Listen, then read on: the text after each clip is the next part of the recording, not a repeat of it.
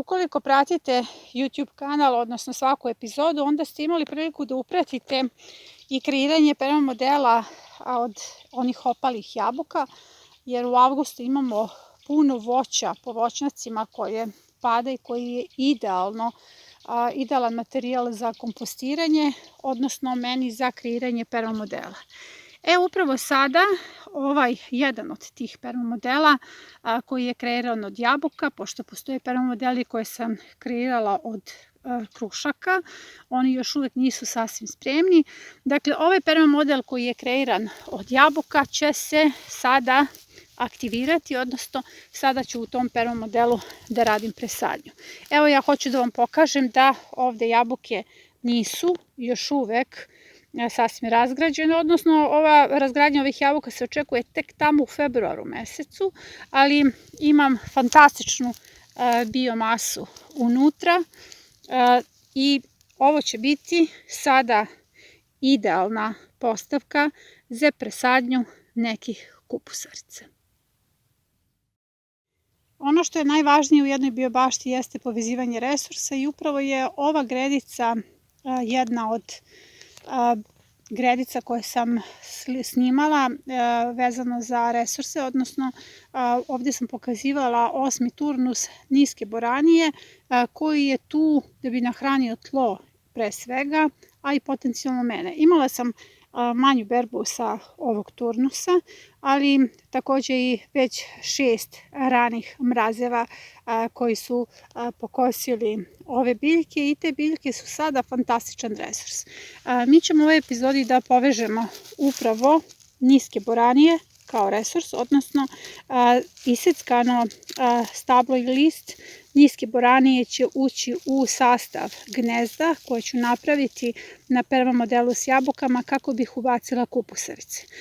Ovo ovde je kupusarica koju sam snimala u jednoj od epizoda. Ona je presađena početkom septembra i u pitanju je kupusarica koja je posađena zajedno sa koprivom. To je ona epizoda u kojoj objašnjavam kakva je upotreba koprive u biouzgoju, odnosno 11 upotreba koprive u biouzgoju. Upravo kao što vidite, kopriva je kao dozator učinila svoje. Ovde je vidno brzo napredovanje kupusarice. To ćemo isto onda primenimo sada i u ovom permamodelu, tako što će ove fantastične biljke, azotofіксаtori iz korena da budu hrana našim kupusaricama. U svakoj bašti su prisutne ovakve kupusarice koje nisu završile svoju vegetaciju jer su bile napadane od strane buhača stenica i to ih je prilično usporilo u rastu, ali nakon šišanja, kao što vidite, imamo potpuno jednu zdravu sadnicu, zdravu biljku koja itekako ima šansu da završi svoju vegetaciju.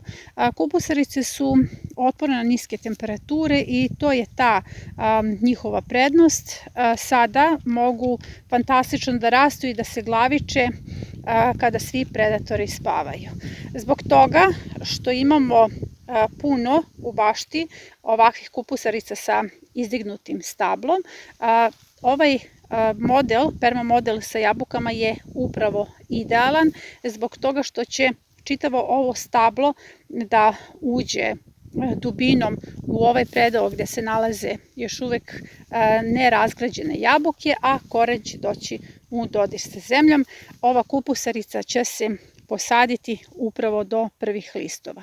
Naravno, sada kada budem napravila gnezda, u gnezda ću prvo da stavim delove mahunarki. Evo, ovo su gnezda i kupusarice koje sam pripremila za presadnju. Dakle, to su sve kupusarice koje nisu stigle da se razviju zato što su bile prilično napadnute od strane stenica.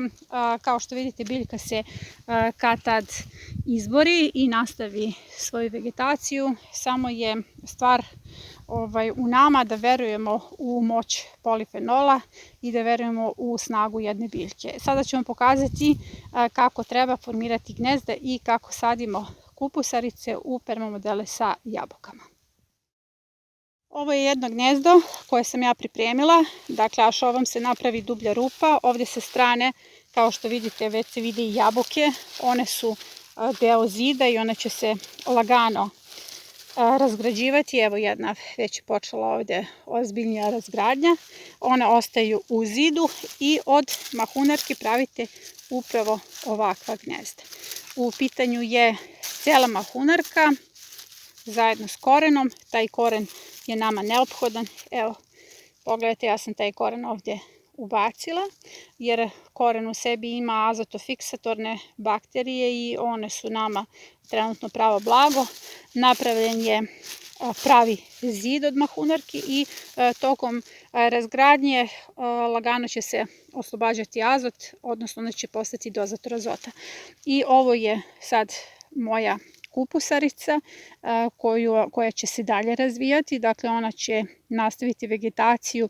Kupusarice jako vole i niske temperature i sneg i intenzivno rastu pod snegom. Sneg u sebi ima puno azota i odgovara lišću, jer kupus raste kada je velika vlaga upravo oko lista. I sada ću ja da odradim sadnju tako što ću ovu moju sadnicu da ubacim duboko, potpuno duboko do prvih listova. Vratit ću zemlju na koren. Dakle, bitno je da je koren u kontaktu sa zemljom, sa svim tim hranjivima, s obzirom da je uslojen ovaj permamodel. Postoji zaista jedna epizoda koja objašnjava jedan veliki permamodel s jabukama i uskoro će moja, evo i ovo ćemo pokriti. Ja pokušavam da snimim sve to jednom rukom. Pokrićemo i ova gnezda od mahunarki. I evo ova kupusarica, sada kada vratim ovaj malč, ova kupusarica je sada presađena. Dakle, presađena je do samog vrha i ona će se dalje razvijati, uglavičiti, već je evo počela da se glaviči i sada ima šansu da zaista završi svoju vegetaciju kao pravi dobar kelj. Dakle, ovo je kelj, ali u pitanju su generalno sve kupusarice, jer ovdje imam različite vrste i brokule. U pitanju je ljubičasta brokula koja nije stigla da se razvije, karfiol koji će se dalje razvijati. Dakle, generalno pod kupusima mislim sve zimske kupusarice. Evo, ja sam svoje kupuse presadila, odnosno konkretno kupusarice, pošto ovdje ima različitih vrsta kupusarica. U pitanju je i kupus futoški, kelj, brokula ljubičasta, brokula zelena, prokelj, odnosno sve ono što nije stiglo da se razvije, ali evo kao što vidite ima veliku šansu da se razvije upravo u ovom permamodelu. Do proleća oni će biti jedini stanari permamodela s jabukama, a nakon toga će se pridružiti u skladu sa plodoredom i sestrinstvom biljaka, beli luk, paradajz, različite vrste druge kategorije plodoreda, cvekla, mrkva, sve ono što zahtjeva kalijum, a kalijum ćemo dobiti upravo u ovom permamodelu onim slaganjem biljaka. Pogledajte video koje sam sve biljke stavila u permamodel, tako da će vam to biti jasno. Eto, srećno uzemljenje mojim biljkama.